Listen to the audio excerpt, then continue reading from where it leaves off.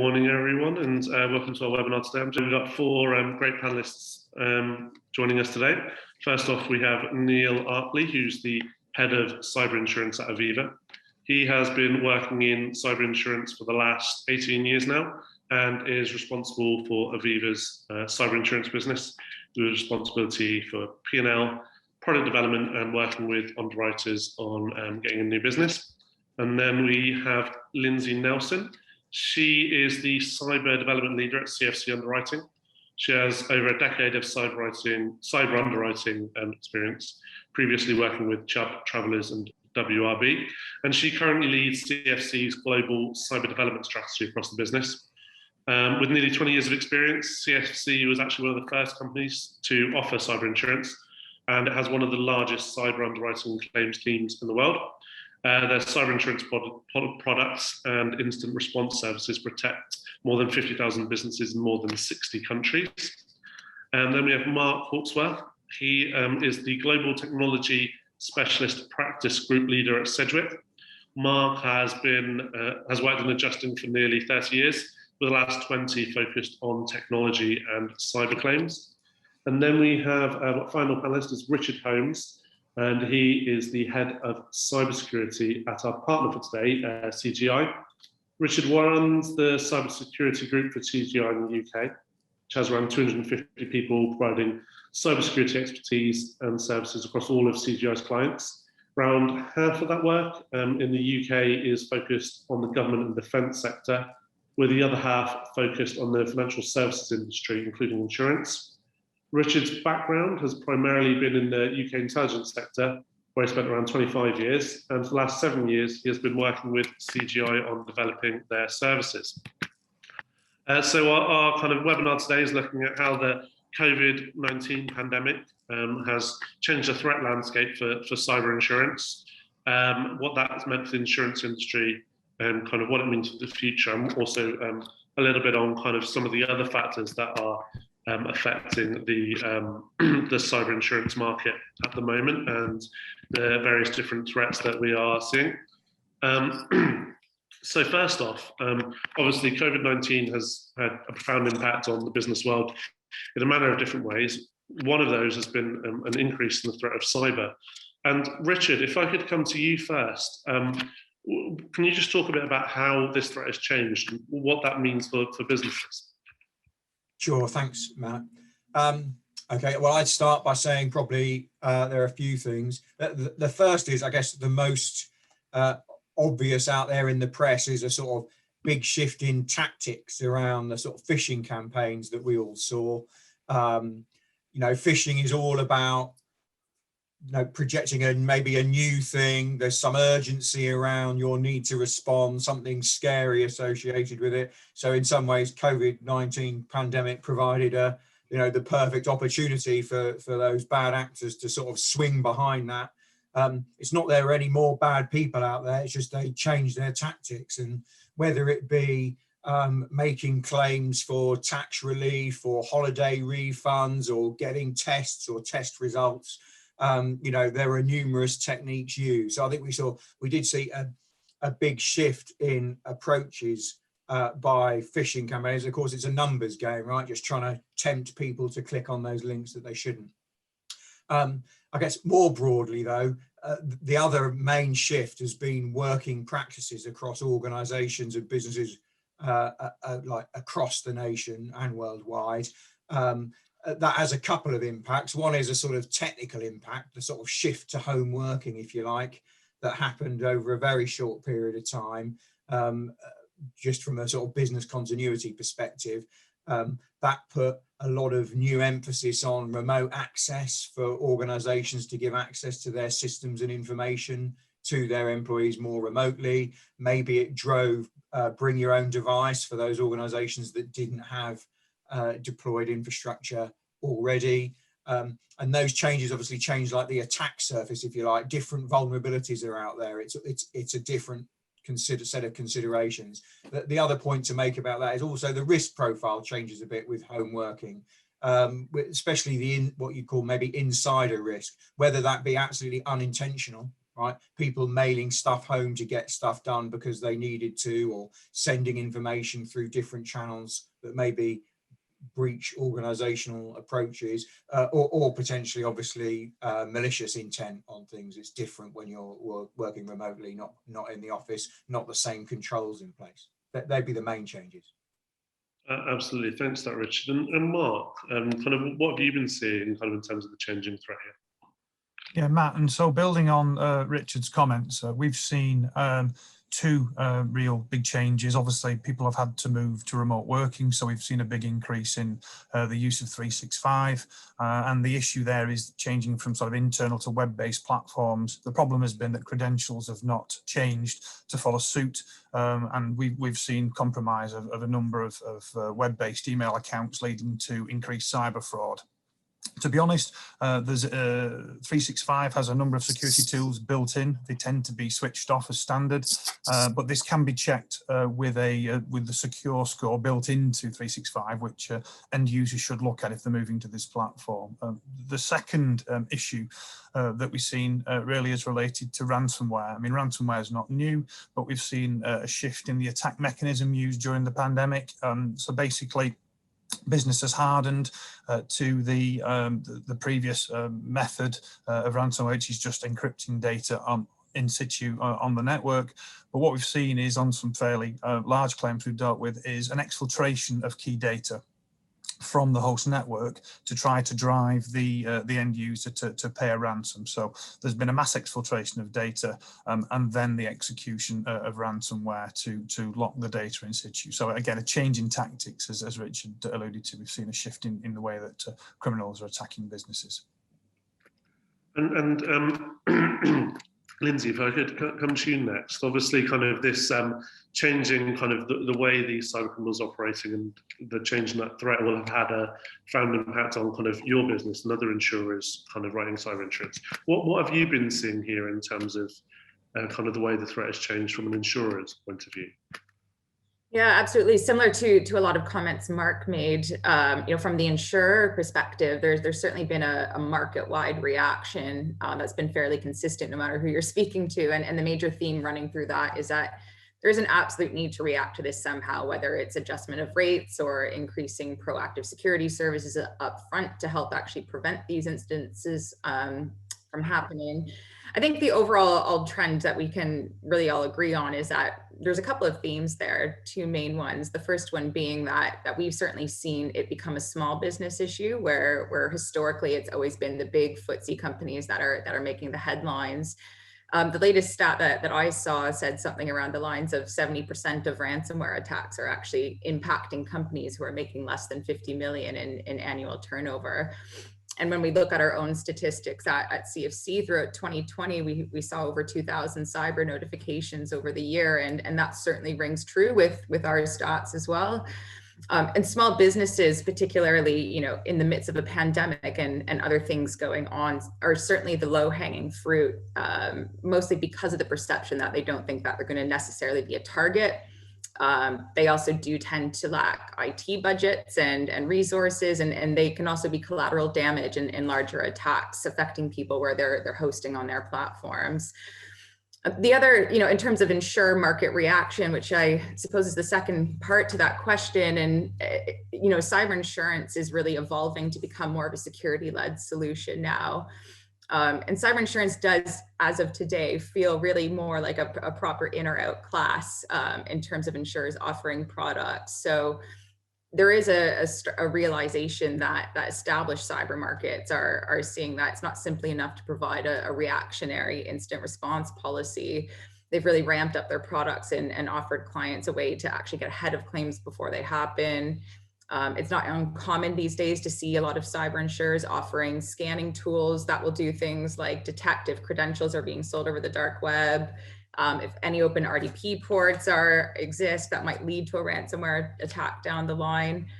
So there are insurers who will, I think, pull away from writing cyber as a class of business. Certainly we've seen that the last few months where it becomes unprofitable, but there are others in a whole trench of insurers who are going to complement the insurance that they already provide with security and those proactive services. And I truly think it's that latter group that are really going to survive in the market and make a meaningful impact for businesses' own cyber hygiene.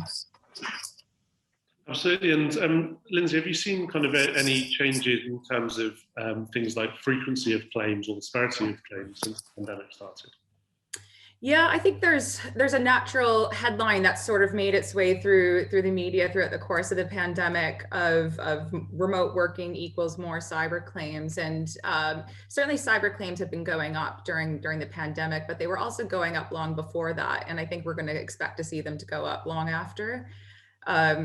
For us, we actually had a particular quarter last year where we had less cyber claims than that same quarter the year prior. And part of that is due to the fact that some businesses aren't operating right now. So it's not that cyber claims or events aren't necessarily happening. It's just the business isn't operational to realize that they have been impacted yet.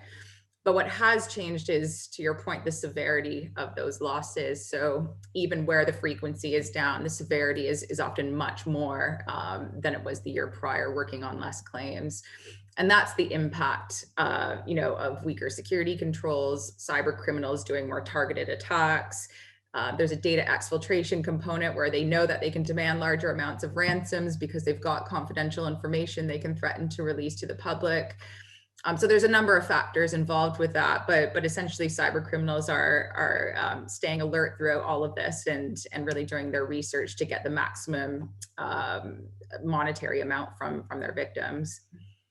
Absolutely, yeah. And Richard, Lindsey mentioned there about some of the businesses not operating at the moment, so therefore not necessarily kind of spotting that kind of a cyber event has happened. Do you think that could present an issue in terms of these things going unnoticed and then being a bigger issue when the markets kind of open back up again? I think to some extent, yes. I mean, it's not uncommon for, when we work with insurers in cases of incidents and we go in to do a forensic investigation, actually you find out maybe that there's been an issue brewing for some time, but it just wasn't spotted early. And it's only when it starts grinding things to a halt that obviously people then definitely realize when they can no longer do something, right? So I think there is definitely the potential for some of that.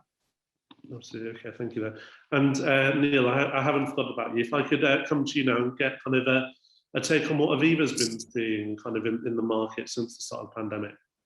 Yeah, I think so. Can I just step back and I'll come on to that question just to really complement what all the other panelists have said.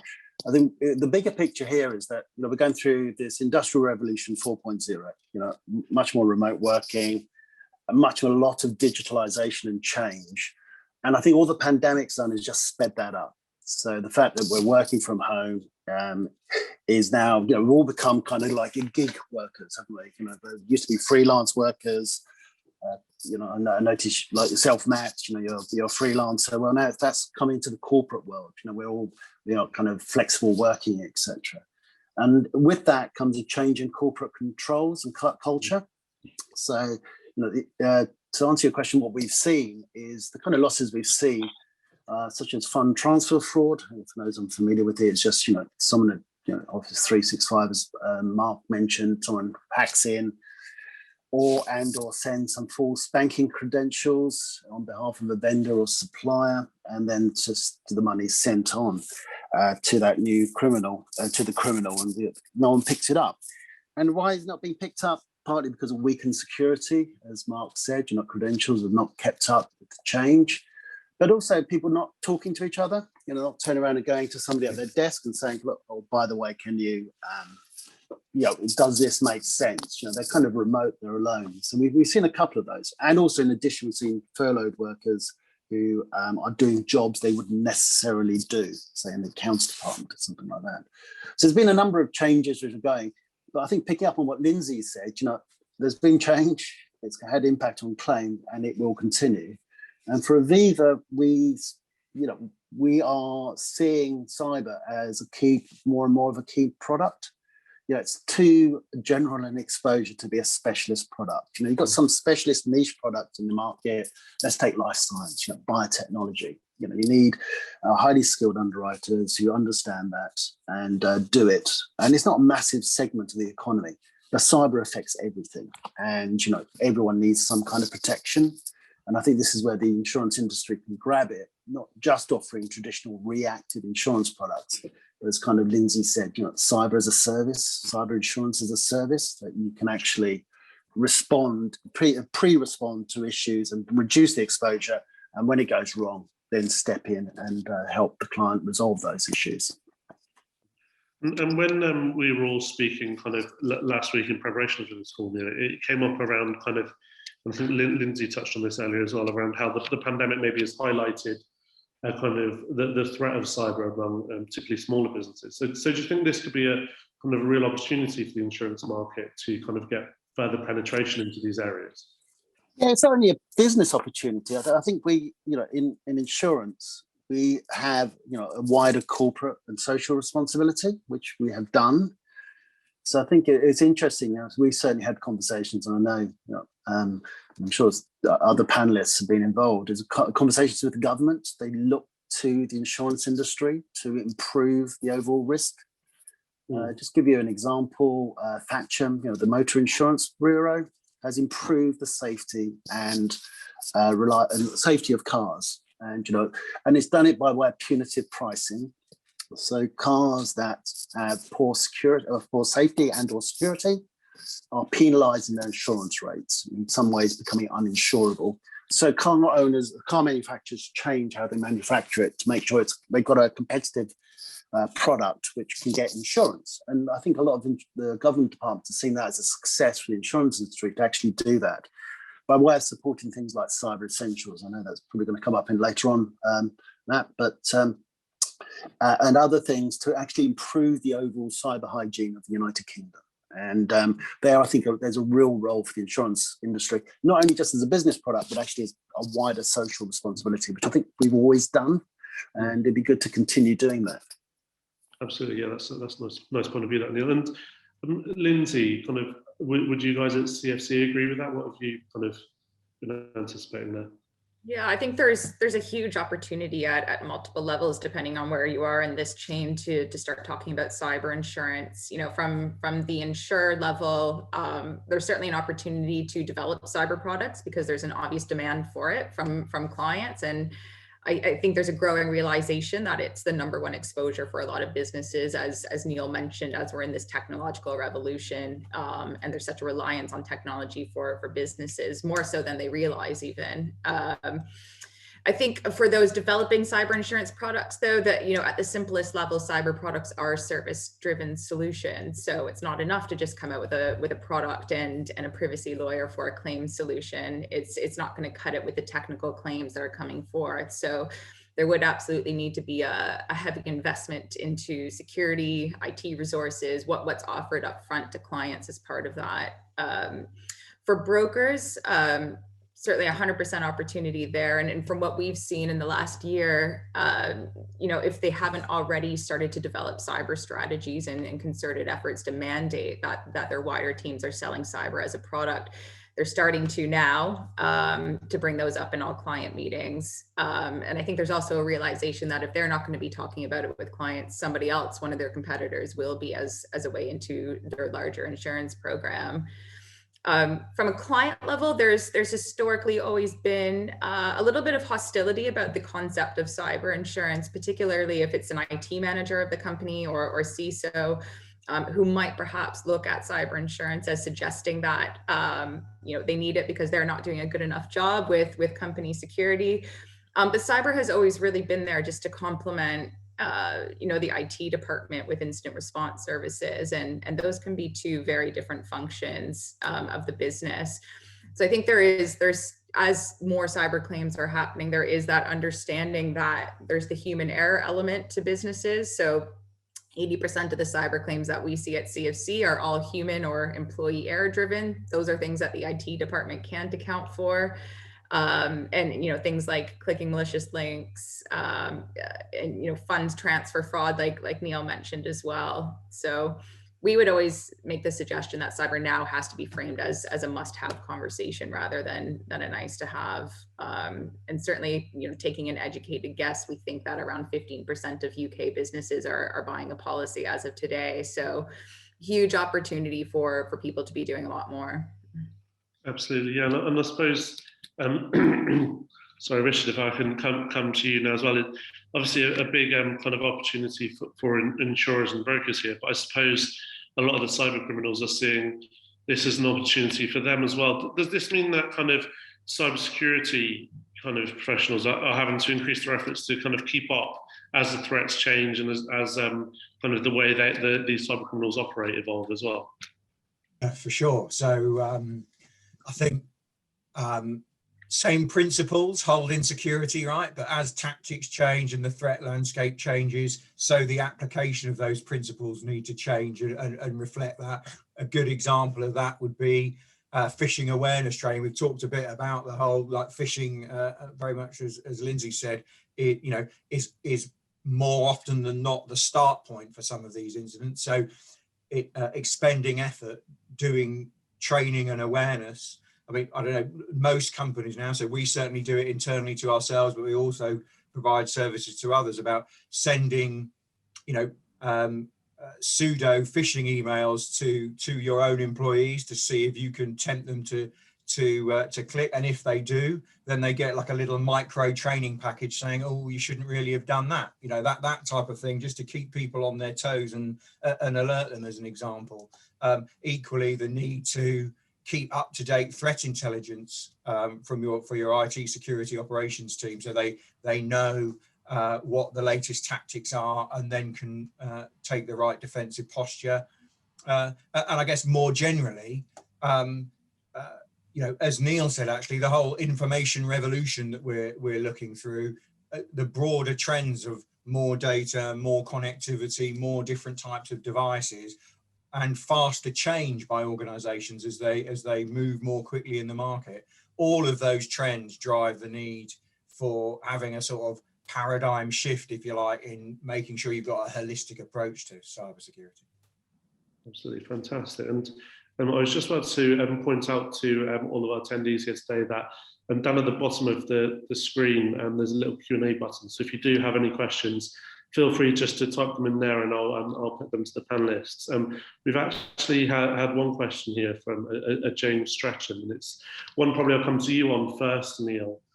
Just on the issue of the social responsibility of cyber insurance that you were talking about. James says there is also a counterpoint of how cyber insurance is funding organised crime. And he was wondering how the panel sees this issue developing and whether or not it will impact the way cyber insurance responds in the future.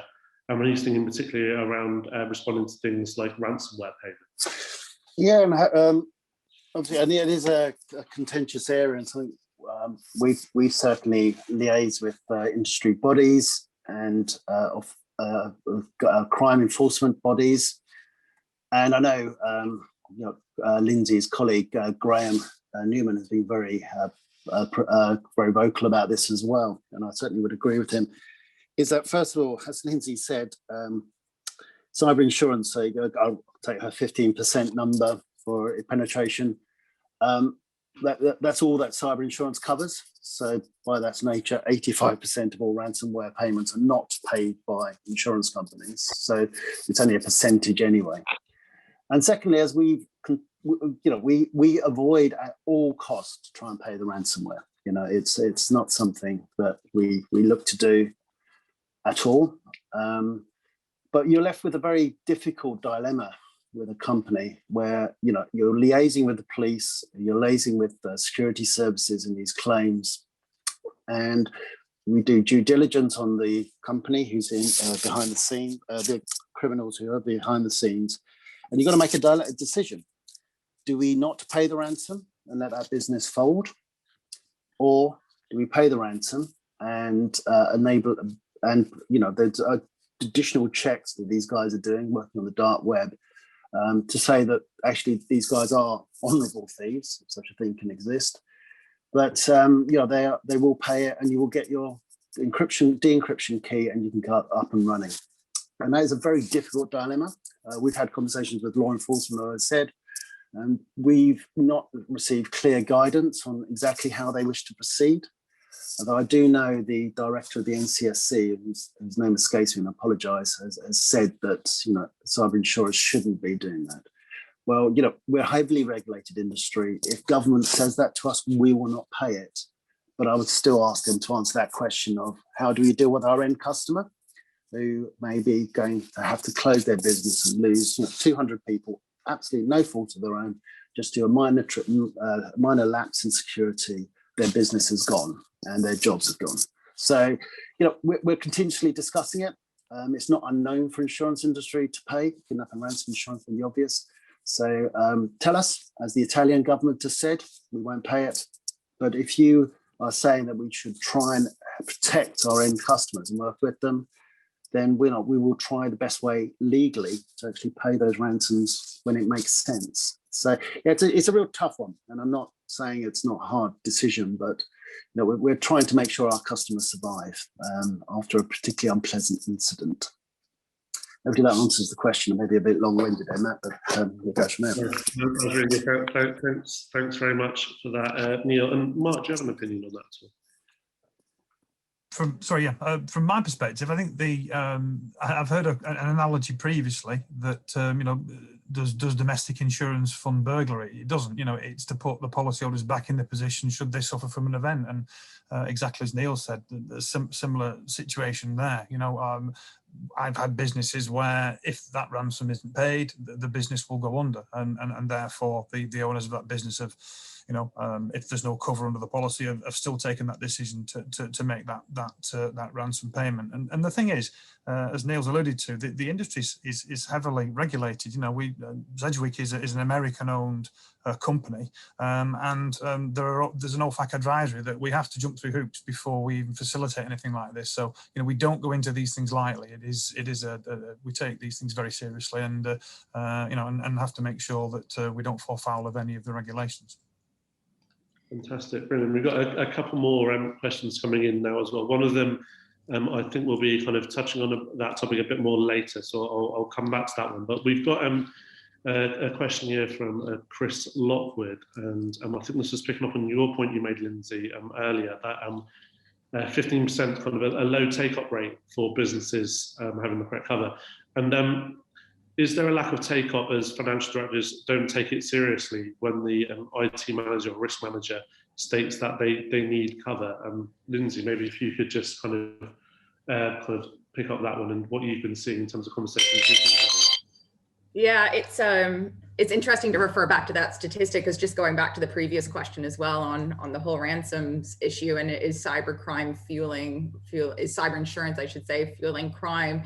It's interesting that cyber insurers tend to get targeted when only 15% of businesses are actually buying the coverage. So eliminating that 15% really doesn't solve the other 85% of businesses who are still falling victim to it. And to Neil's point, and I think most of the panel would agree with this, cyber insurers and security experts, it's in our mutual best interest with the amount of limits exposed to get people back to a position that they were operating normally. So whatever resources we can provide to aid in those decisions are certainly going to help businesses get back up and running again.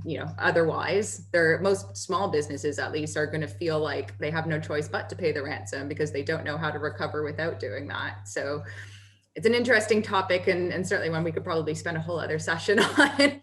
But to your point on there's low take up in terms of that, I think there's a lot of objections depending on who you're talking to at the client level as to why they're not buying. So the IT manager is a natural one. It might suggest that the IT systems aren't great or they've got everything under control. There's also a general perception that a lot of exposure can be outsourced to third parties and making it their issue, not the company's. So we tend to see that quite regularly with small businesses where they're outsourcing to the cloud. I host my data in the cloud, whether that's private or public. Amazon Web Services, it's under their control. If something happens, it's their fault. They'll cover it. Same with outsourcing payment processing with PayPal or Stripe or whoever they're using. We often see, in terms of conditions, will tell you contractually that that is still pushed on to clients. But they often end up being collateral damages in the event that those MSPs or cloud computing providers get attacked as well. So they still very much got that exposure.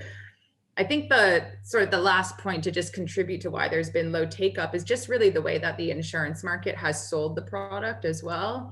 Every time, the US sneezes, everybody else catches a cold with it. And the US has been a very privacy focused market. Breach notification laws in states for the last 20 years and a very class action culture, so to speak.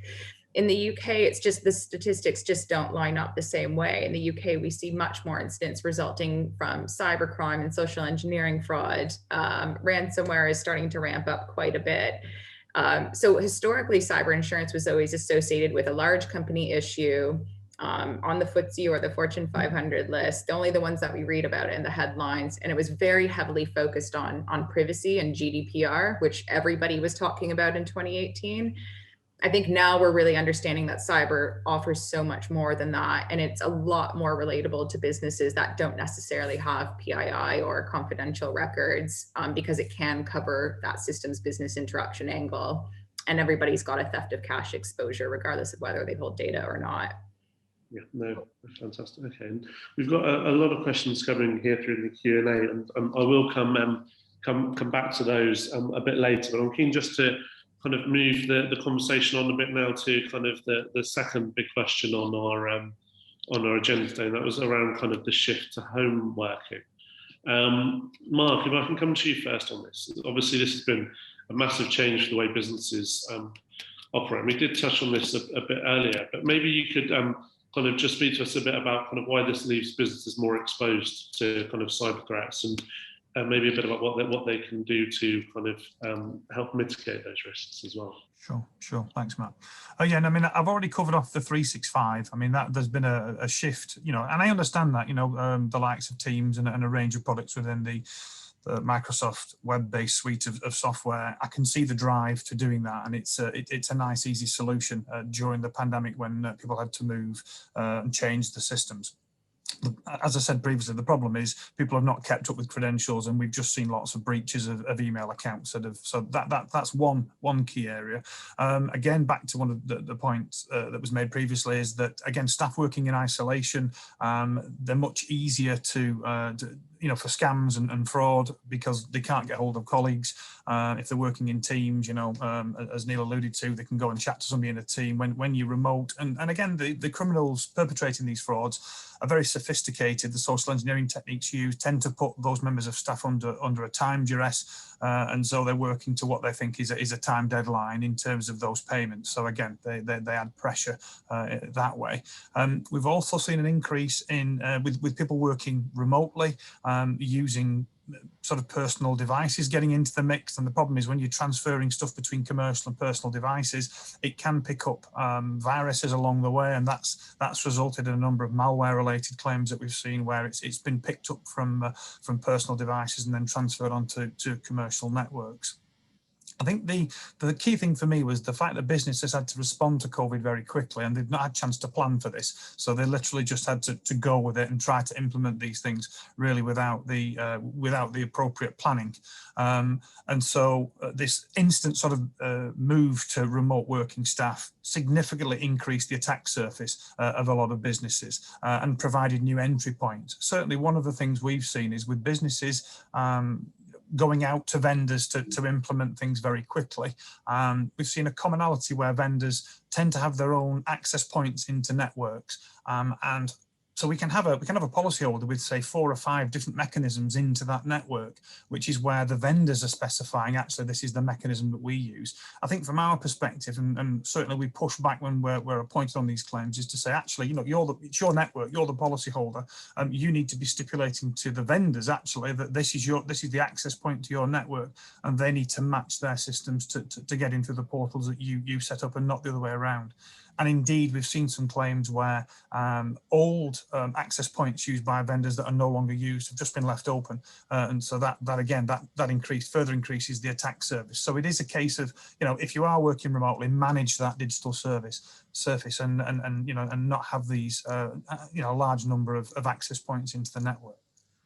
Absolutely, yeah. And Richard, if I could just come to you on that point as well, and so kind of what CGI has been kind of seeing and doing here.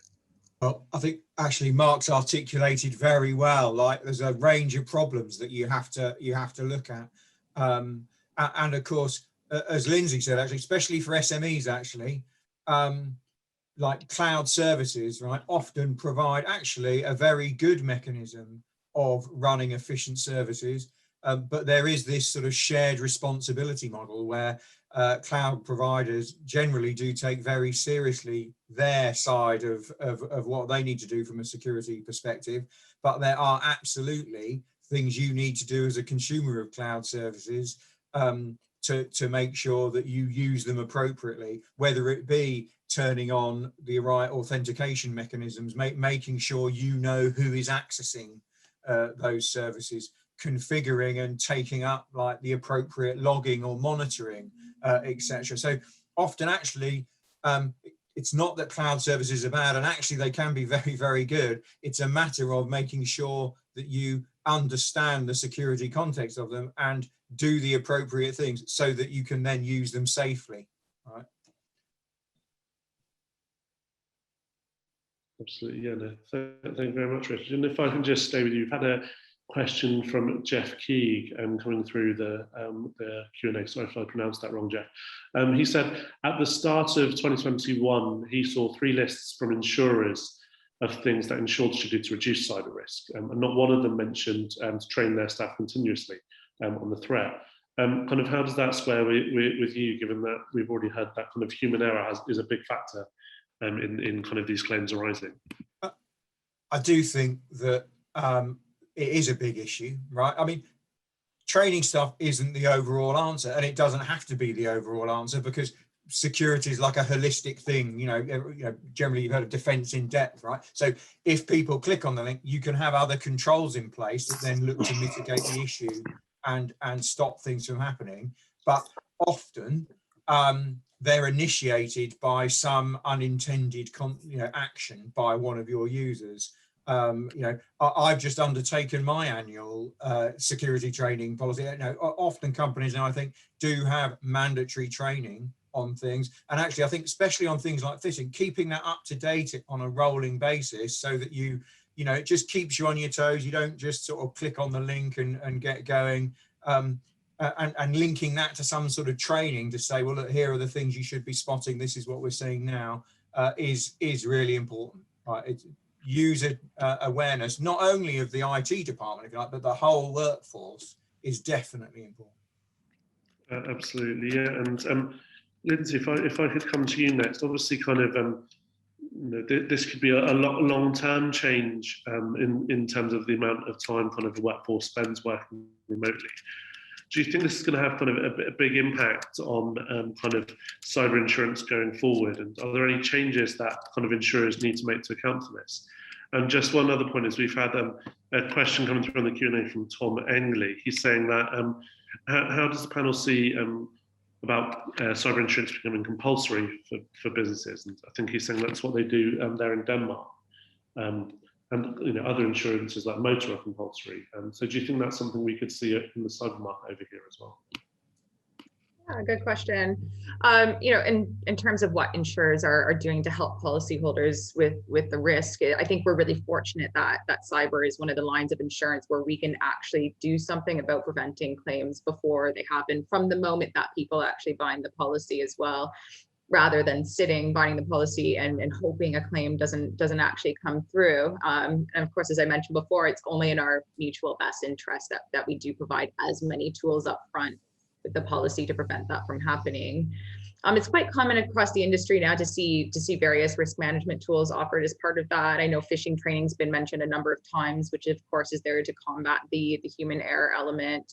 There's things like security reports that will give you an external view as to what your company might look like from the outside, which is, information that you can quite quickly get from some free tools in a few minutes off of using the right websites.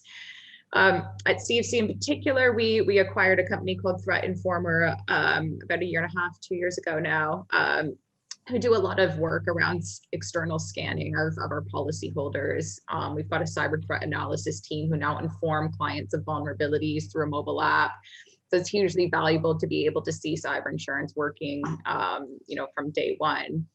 I think, again, going to my point earlier in terms of what the biggest change is going to be in terms of the future of cyber insurance, it's that investment into, in-house security teams so we can have full control over the event from beginning to end for our clients, working upfront with them to give technical advice. I think it massively helps the insurance industry generally as well to have that expertise in-house, because it takes the pressure off of myself certainly, but also our broker partners and trying to talk technical or IT jargon to clients. We're leaving that to the experts now and giving them direct access to that team. And from the claims side as well, I think when the worst happens, most businesses are left in a really difficult position without cyber insurance. Our team estimates that it's around 2 to 3 weeks before they can get back up and running, whereas in insurance that can look like days, if not hours. So, a lot of small businesses in particular, just going back to some of the earlier points, they're not able to source things like cryptocurrency if they choose to pay a ransom demand. They're not likely to conduct the forensics to determine if any data was exfiltrated, and therefore they need to notify under GDPR. They might not even know if they're paying a sanctioned entity. Sanctions checks are really becoming the future process of incident response services being provided by insurers to ensure that you're complying with global sanctions, not paying that entity, landing you in some hot water. So I think cyber policies working in action from day one has been a huge benefit to that. And of course, it's a neat way to actually sell the policy. The second part in terms of should it become mandatory, I think from the insurance angle, we would obviously love that to be the case, because we would see the cyber, we've seen cyber work in action for so many businesses time and time again. And for us, it feels like anecdotally 9 out of 10 submissions we see are coming to us because they've already experienced an uninsured loss. The legality around that, I'm not too sure on myself. Who knows if we'll see that in the future. What I meant by mandating is a lot of people our broker partners are starting to absolutely offer clients cyber and having them sign out opt-out provisions, stating that they're aware that they've been spoken to about it. They're opting out of the risk, which is a little bit more commercially sensitive to them. So yeah, various options available there, I think, and who knows what the future will look like. And just to clarify there, I misunderstood Tom's question. Sorry, he was saying that the issue of compulsory cyber insurance in Denmark is something that they're talking about at the moment. It's not something that's in place. So sorry if I got that wrong there.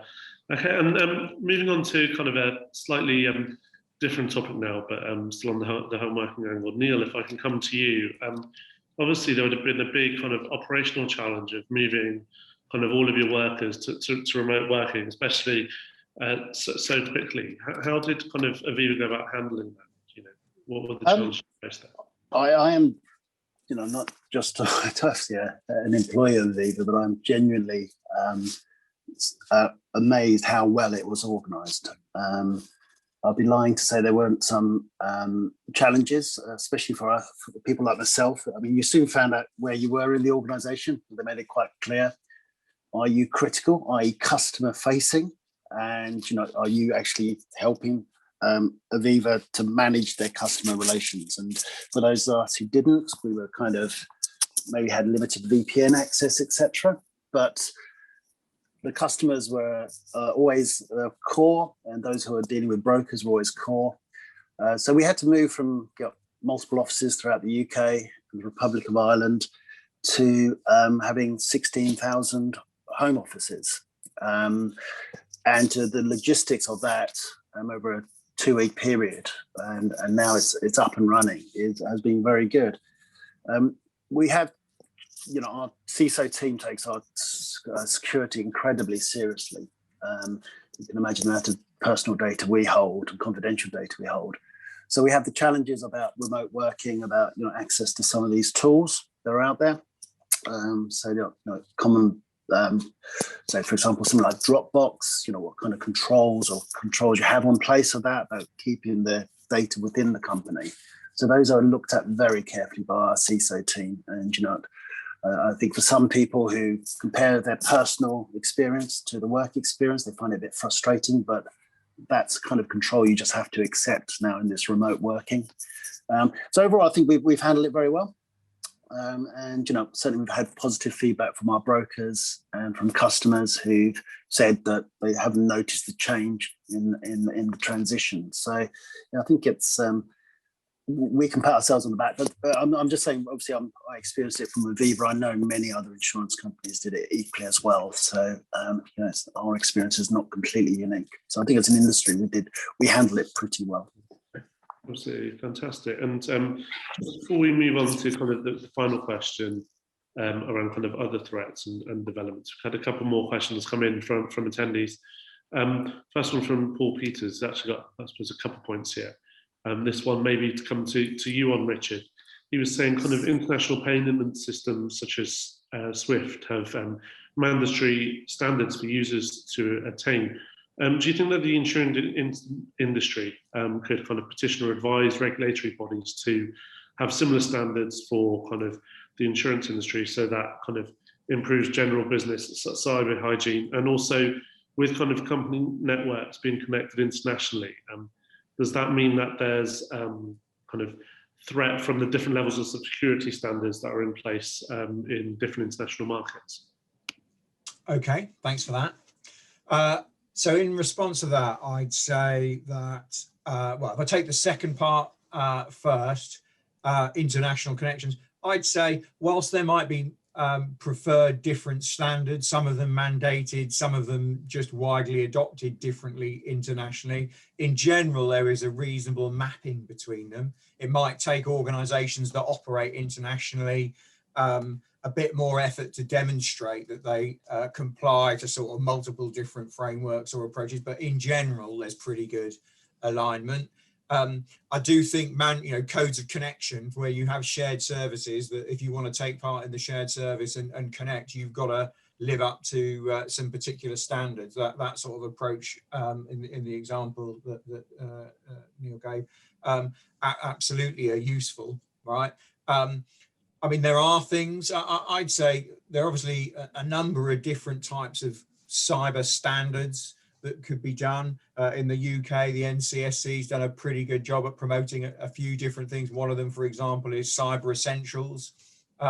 So it's an example of something, especially at the sort of SME end of the market, so quite a big tranche of the market from an organizational perspective, is useful, and it just demonstrates a driving of some security awareness within an organization, right? And it might not in itself provide all of the right answers for an organization, but the fact that that organization has been through the process is likely to indicate, I think, that they then understand their cybersecurity posture a bit better and maybe have taken other steps as well, right? So I do think it's useful in that sort of context. And in some ways, it's then up to the insurance market if they want to, tend towards some sort of measure of encouraging people, especially at the SME end, you've got to keep it fairly simple, right? So having some sort of mechanism where companies can sort of at least say, look, we're demonstrating that we're taking reasonable steps on cyber, and we're just trying to ensure then the gap between that and being unlucky. So yeah, that makes sense. And another question we've had here is from Nicole Freeman, and she's saying she's been kind of seeing some issues where her kind of clients who are purchasing cyber are not implementing multi-factor authentication on emails, and they don't recognise the importance of such a security measure. What advice would you give to her in terms of kind of speak to customers about this, and what she can tell them to kind of encourage uptake of these types of kind of protection? So from my perspective, I'd say in general, it's often an optional, especially for cloud-based services, it's often an optional service that it's pretty straightforward for you to implement, as it were. You've got to sort of tick the box and uptake it. It is a, well-founded mechanism to sort of reduce risk. Okay, and I definitely recommend it. It might well be that, you know, if you have a breach as a result of not doing things like that, it is likely that going forward, or, you know, the role of the ICO will be to, you know, see whether you took reasonable steps to protect your data. And one of those reasonable steps is to implement mechanisms such as two-factor authentication. So you might be on a sort of slightly harsher judgment from the ICO in the effect that you don't take those steps. And okay, that's the stick side. From the carrot side, of course, being subject of a cyber incident is extremely painful in the business interruption that it causes and the disruption to your business. And if you can prevent that through something which is a reasonably straightforward mechanism, then you should take it. Absolutely, yeah, fantastic. And we've got a question here from Jeff Keeg again. He's talking about the issue of silent cyber. And Lindsey, if maybe I could come to you on this one. He's asking kind of for a view on, you know, the eradication of silent cyber from policies and the way that cyber policies will evolve around us in the future. Yeah. What do you think on that? Yeah, I mean, with the Lloyd's mandate that insurers expressly proclaim their intent as to whether they want to cover cyber or not in their policies, I think is doing a huge favor to clients where that clarity is needed. And I think the sort of the obvious answer is that, you know, insurers who affirmatively have a product called cyber intend to pick up cyber losses, and they've got the claims adjustment experience around that as well. And that is exactly where cyber should lie as a product. We see a similar stance when it comes to what I'd call cyber light products that are included in part of, you know, small limits onto other general liability products, property policies, where you know, it's just a matter of critiquing who you want there, picking up the phone to negotiate to get your data back when they're talking to cyber criminals, and who's got the cyber claims experience, like who's got the dedicated team. I think that's something that only comes with standalone cyber policies in the market, with that expertise behind them. So in terms of, you know, what the value is to the client, I think absolutely it should be refocusing their attention to full standalone policies. Thankfully, the mandate has meant that they're forced to critique that in a way where they wouldn't before, and really just not make the assumption that there's coverage that those insurers are intending to cover, because chances are silent cyber is in there. They've not underwritten to it. They've not priced for it accordingly. And so it's not, you know, going to be first front and center in terms of wanting to pick that up when something happens. So that's, again, it's refocused to the standalone cyber market as a result of that. Absolutely fantastic. And we've got another question here from Stephen Morgan. I think, Neil, you're probably well placed to answer this one. He was just asking around kind of whether a lot of these kind of trends and developments that we're seeing also apply to the personal lines market around cyber insurance, and whether we can apply any of what we've kind of spoken about here to that as well. Yeah, no, I think that's the big one that people are looking at, because obviously the scale and diversification on personal lines. I'm not responsible for personal lines cyber at Aviva. That's handled separately. So these are very much my own personal observations. I'm not actively involved in doing it. I get involved, but not a decision maker. So my own observation is that for high net worth individuals, where they buy almost insurance as a package, you know, there's certain cyber products which are built into it, you know, like breach response, like high net worth. I know Mark Hawksworth, his Sedgwicks, they run a service where people can protect their valuable assets online, and you know, that's all managed. I know some insurance companies buy that from them. I think it's fair to say that, and again, this is my personal observation, is that on the mass cyber market, that it's not widely requested, certainly. And it's also certainly not widely bought when it is offered. And also I question whether people really need a full breach response service for their own personal use. You know, I get it, micro SMEs, you know, obviously overlap. Yeah, obviously their business is impacted if they have a loss. But for most of us, we're only worried about a few things. You know, it's the old cliche about, you know, when you have a fire, what you grab, it's your photos, it's your mementos, it's your things which are value that can't be easily replicated. If I lost all my documents of, all the emails and all that I said, they can be replicated online usually. They're stored, they're stored on the cloud.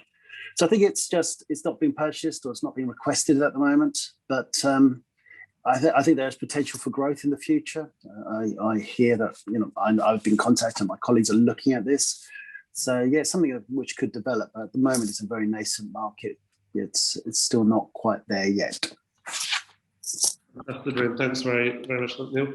I know we're getting to the end of our time here, but we've still got one more topic that I'll quickly cover around kind of other kind of threats and future threats that we're seeing around cyber, things like kind of 5G and the Internet of Things and smart locks. So, Mark, if I could just come to you first on this, kind of what other threats are we seeing here that are starting to kind of emerge and be a real risk for businesses and the insurers that cover them?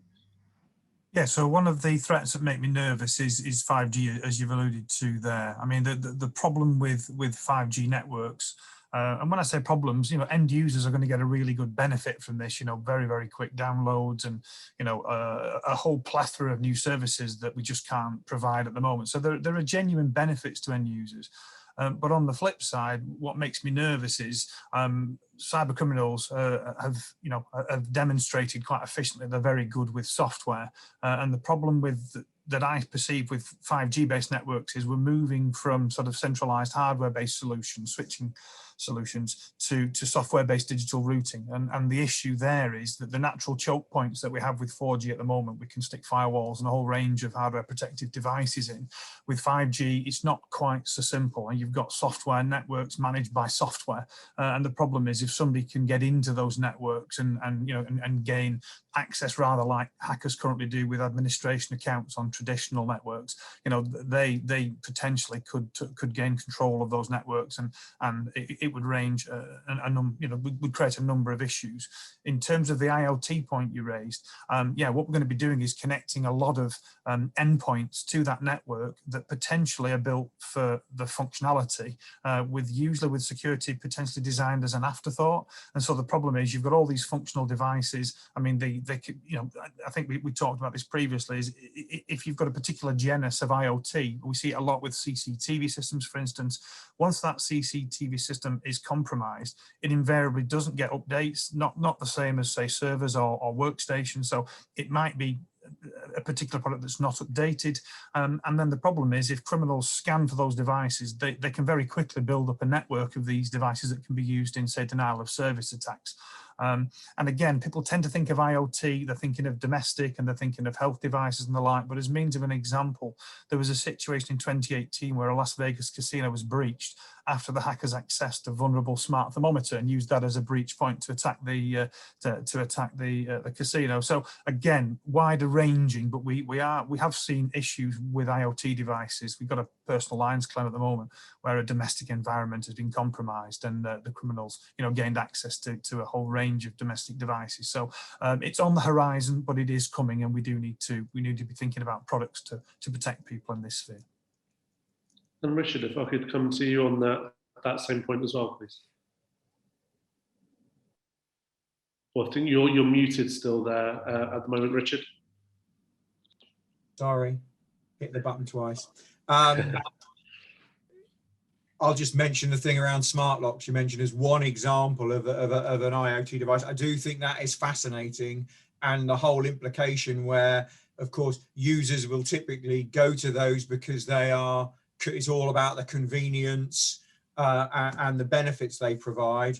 I do think having a mechanism to get some sort of view on assurance of those devices, a bit similar to the sort of police assured design approved stickers, where people can actually be maybe incentivized or directed towards those manufacturers that do think about security more, would be a beneficial thing for sure. Fantastic. Thanks very much, Richard. And just one last question, Lindsey, if I could just come to you to get your view on kind of how insurers are kind of thinking and responding to these kind of evolving threats as well. Yeah, at CFC, we've made our investment into our security team. So we've got over 55 security professionals now that sit on various time zones throughout the world, including London, New York, and Brisbane. I think that investment into that IT security is going to be really important to offer businesses that experience and expertise up front. MFA was one of the things that got brought up with, businesses deploying multi-factor authentication is a really key, crucial part of avoiding any cyber events from happening. About 80% of ransomware attacks for us have been a result of not having MFA. So I think, for us, it's not just detecting vulnerabilities for businesses and telling them about it or changing our underwriting stance, either non-renewing or declining a risk. It's actually about telling them that they've got a vulnerability and working with them to remediate it as well. So giving them that proper guidance. Our cyber threat analysis team has put a lot of work into putting documents to help clients understand just how easy, to one of the points that was made today, MFA can be to implement, work with them on things like incident response plans. And ultimately, the work that goes into the front will help mitigate the severity of the impact if something does go wrong. So certainly that proactive piece and risk management is going to be the future direction for cyber insurance. Fantastic. Thank you very much, Lindsey. And Neil, if I could just come to you for your kind of final view on that as well. Yeah, it's the big challenge. Maybe picking up on what Richard said, smart locks, good example. We were recently in conversation with the Police Digital Security Centre. Who said, they spent all their time getting British standard locks fitted to doors. We support it on the insurance industry. And now we're creating this vulnerability where, you can just hack in and often with not changing your password, your admin user's password, or it's preset passwords. And we just allow someone from a smartphone to hack into the device and open the door. So it's a big challenge, and we do need to have some standards in place, and I think that's where the insurance industry can help as well, is to drive that by way of incentivizing people by way of their insurance, and also other services, as Lindsey mentioned. It's kind of we can offer. Fantastic, brilliant. Well, thank you very much there, Neil, and thank you to all our panelists. Lindsey, Mark, Neil, and Richard, and also to CGI for kind of helping making this happen today as our sponsors.